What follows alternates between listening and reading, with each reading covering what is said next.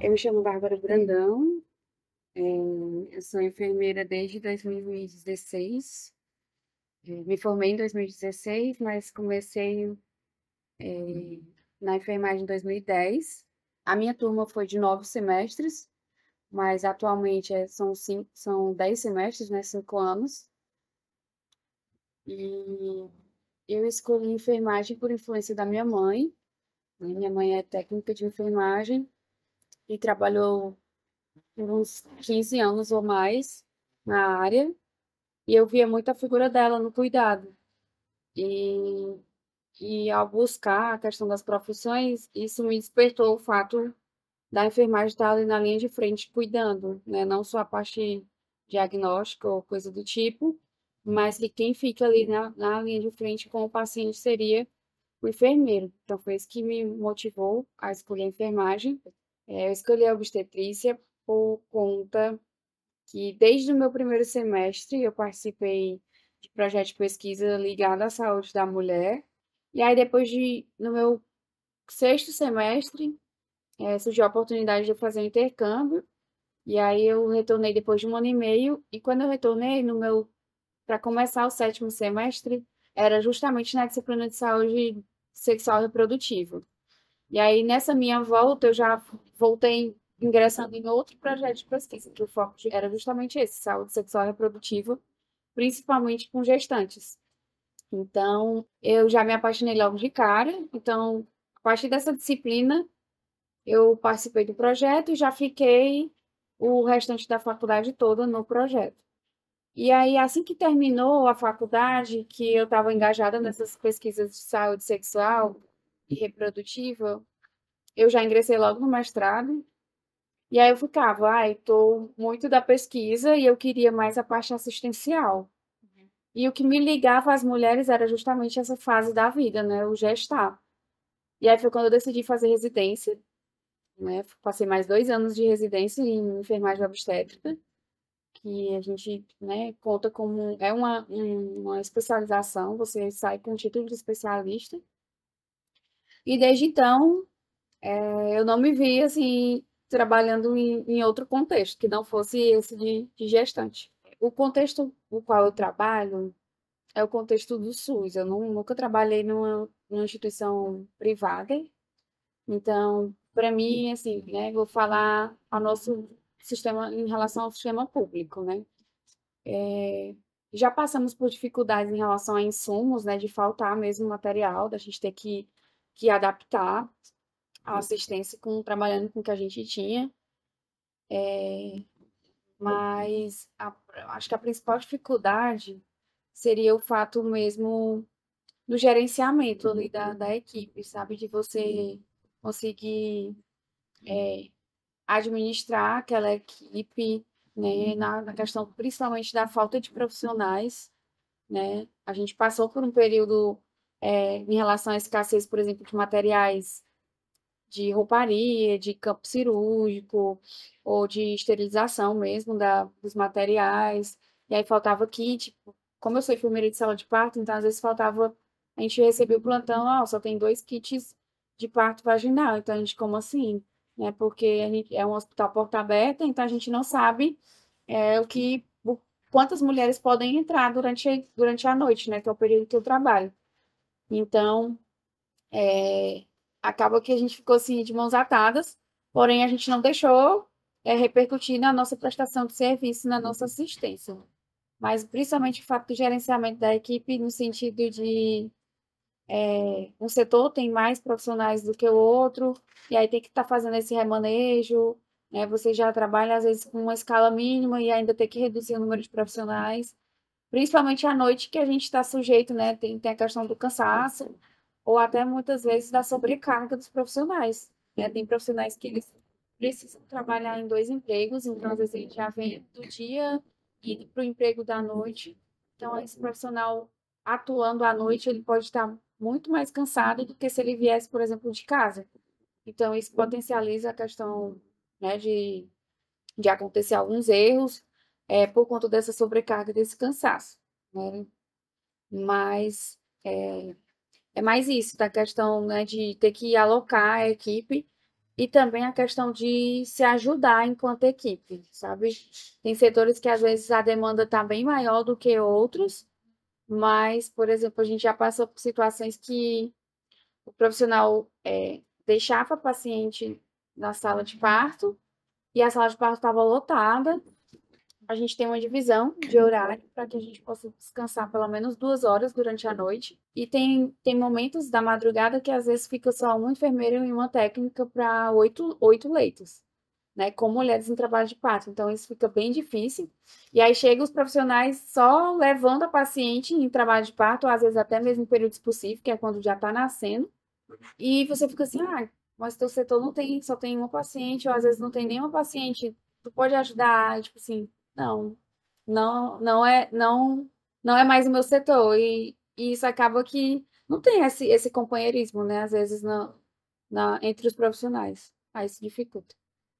É um momento único dessa mulher. Muitas vezes a gestação foi um sonho, foi uma coisa planejada. Às vezes não foi, mas foi uma gestação acolhida. Então, a gente acaba por acolher também, né, essa mulher, não julgar, né, por questões sociais ou por, né, a classe social. Mas a gente tenta prestar ali o nosso melhor, né, com acolhimento, com escutativa, com humanização. E acaba que cria esse vínculo, né? Porque a gente é visto ali por aquela mulher como uma pessoa de confiança, uma pessoa que ela tá ali entregue, né? Ela tá totalmente entregue naquele momento dela de parir. E é o filho dela, né? É uma outra vida, vai ser a primeira pessoa que vai tocar no filho dela, que vai receber o filho dela. Então acaba que a gente cria esse vínculo. Uma forma da gente retribuir, assim, de carinho, né? A gente faz o carimbo da placenta, né? A placenta é o que conecta o bebê com a mãe, né? Ainda intraútero, dentro da barriga. Então, quando o bebê sai, chora, que a gente coloca o bebê ali em cima da mãe e depois corta o cordão, é que a gente faz a retirada da placenta. E depois, né, quando a gente termina todos os cuidados, a gente faz uma pintura, né, que a gente chama de carimbo da placenta, que é quando a gente pinta a parte da placenta e coloca uma folha, né, para copiar aquele molde daquela placenta e coloca os dados do parto, ou como que foi o parto, o significado do nome do bebê, algo relacionado, né, com aquele bebê. Essa aqui é a estrutura da pelve da mulher, então, né, vai ficar aqui é o útero, né, vai estar dentro da pelve, nessa região da mulher, e aí vai ter na descida desse bebê, aqui dentro, para ele passar por dentro da pelve, né, por dentro da estrutura até atingir o canal vaginal. Vai passando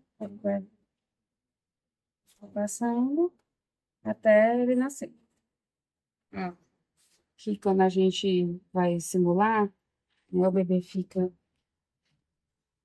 junto da placenta, a placenta fica lá no útero, né, com as membranas, o bebê fica aqui, ó, dentro da membrana.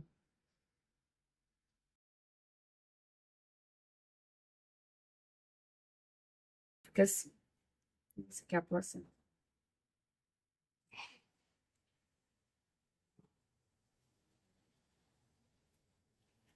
Essa aqui é a membrana amniótica, que é o que a gente fala, tua bolsa rompeu, é porque o bebê tá aqui dentro, né? E essa parte aqui é onde fica dentro do útero, né? Quando ele tá dentro do útero.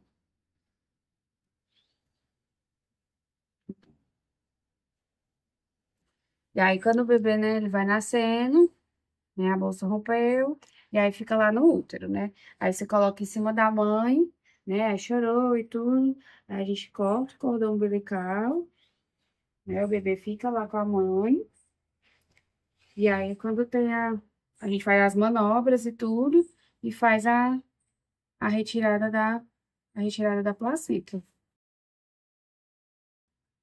né? Aí observa a questão dos vasos no cordão, confere as membranas, se tá tudo ok.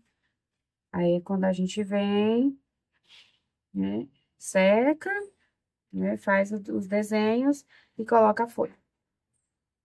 E faz o carimbo.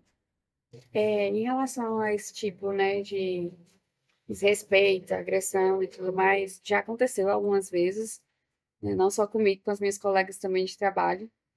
Sempre fica, no mínimo, duas enfermeiras na sala de parto e a equipe de técnico de enfermagem. Então, o médico, ele está disponível ali para a questão tanto da emergência obstétrica quanto para as intercorrências sala de parto, alojamento conjunto e centro cirúrgico, mas ele não fica, não tem um médico ali fixo na sala de parto. Então, muitas vezes, quando a paciente, né, tá lá no auge do trabalho de parto, que ela ou quer desistir, ou enfim, no momento de bastante dor, acaba que a gente é visto como se, você não faz nada por mim, faz alguma coisa por mim, ou então a família, ou, né, o acompanhante começa a ameaçar, né, ó, se meu filho morrer, eu não quero nem ver quem é que tá aqui, né, a gente já saiu do hospital, assim, bem preocupados, principalmente porque a gente fica visado, né, nossa escala é 12/36, então acaba que se aquela pessoa, aquela família morar ali nas redondezas, ela tem como acompanhar a nossa rotina, né? De a hora que a gente entra, a hora que a gente sai. Já teve casos que eu fui mordida, né? A paciente chegou, assim, de me apertar e de morder e empurrar mesmo, de puxar a roupa. Já teve casos que o acompanhante partiu para cima da minha colega e bateu assim no rosto dela de puxar o óculos dela, né? Já teve casos também até de desrespeito de outras classes profissionais, no sentido de, ó, faça o que eu tô mandando e você sabe que aquilo vai gerar um risco e você fica assim, como assim? Eu não é você ir de frente à equipe enquanto que é para você estar trabalhando ali junto com, né, a equipe conversando a mesma língua. Então, assim, grande maioria, acho que 90% da enfermagem é composto por mulheres. Então você fica ali meio que se sentindo fragilizado naquele momento de vulnerabilidade. Você está ali num quarto, muitas vezes num leito com a mãe, né, com a gestante e com a acompanhante homem. Então ele se sente no poder de fazer o que ele quiser, né? E também tem a questão da segurança, né? Às vezes eles podem entrar, por exemplo, com bolsa, com a bolsa do bebê, né, os utensílios, e a gente nunca sabe o que é que pode estar ali dentro daquele material, né? Mas o fato de você estar ali trabalhando, né? Tá ali prestando o seu cuidado e você, né, puxar o cabelo, ou ser empurrada, ou até ouvir mesmo de que ó, passou a noite todinha e ela não fez nada. Isso acaba que meio que desestimula um pouco, mas são também exceções, não são todas, né? Não é uma coisa meio que rotineira, mas que infelizmente ainda acontece. Enquanto as pessoas estão dormindo, né? As pessoas estão descansando, eu tô lá acordada. E eu troco o dia pela noite. Então, quando eu chego, eu preciso descansar um pouco, eu preciso tentar dormir um pouco. E, e acaba que nem sempre dá para dormir, né? Às vezes tem uma coisa para resolver, ou às vezes tem uma atividade, tem que ir para a faculdade, tem alguma coisa para cumprir, e acaba que você não consegue ali descansar o que deveria descansar. E você se vê assim, numa balança, né? Tipo, eu preciso cuidar das outras pessoas, mas o cuidado em relação a mim, muitas vezes ele fica negligenciado, né? Nem sempre a gente tem acesso, por exemplo, ao serviço de psicologia ou uma terapia, né? Assim, uma coisa que vai ser o suporte. Então, como base, assim, eu acho que a rede de apoio é o que mais me sustenta ainda para continuar na profissão, né? Tenho a minha rede de apoio familiar, meus amigos. É muito falha essa questão assim, nem todo mundo reconhece que precisa ser cuidado. Então você fica assim, eu tô cansada. Eu tenho que fazer tal coisa, eu tenho que fazer isso. Mas assim, você não acaba que não se permite descansar. Às vezes o seu lazer, né, o seu ócio, você fica assim, eu não posso. né? E você acaba se culpando por isso, no sentido, tipo, eu não posso descansar, né? Eu não posso ter o final de semana livre para não fazer absolutamente nada, né? O fato, às vezes, de você sair para comer, você fica assim, ai, eu não. Como se você não merecesse aquele momento de descanso, né? Então, assim, graças a Deus, né? A gente tem que se apegar muito ali a Deus que está cuidando da gente e principalmente nossa rede de apoio. Nessa data querida, muitas felicidades, muitos anos.